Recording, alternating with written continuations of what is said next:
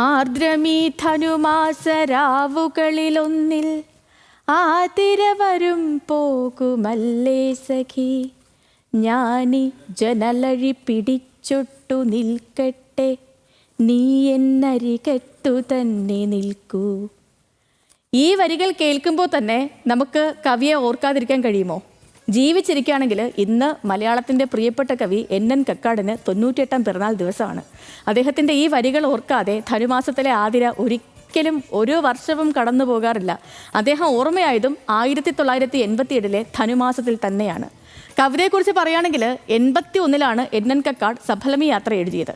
82 പ്രസിദ്ധീകരിക്കപ്പെട്ട സമയത്ത് ആകാശവാണിയിൽ വായിച്ചപ്പോൾ ശ്വാസമുട്ടലും ചുമയും ഒക്കെ കാരണം ബുദ്ധിമുട്ട് നേരിടുകയായിരുന്നു.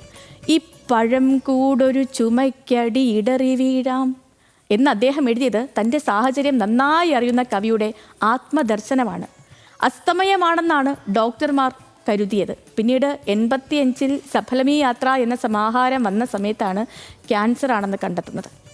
കാലം ഇത്രയും കടന്നുപോയിട്ടും ഇന്നും പുതിയ തലമുറകൾ വരെ സഫലമി യാത്രയുടെ അനുവാചകരാണ്.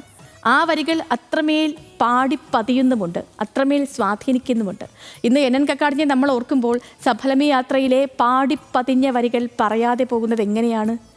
കാലമിനിയുമുരുളും വിഷുവരും, വർഷം വരും, തിരുവോണം വരും, പിന്നെ ഓരോ തളിരിനും പൂവരും കായ്വരും, അപ്പോഴാരെന്നും എന്തെന്നും ആർക്കറിയാം, നമുക്കിപ്പൊഴി യാത്രയെ ശാന്തരായി സൗമ്യരായി വരവേൽക്കാം.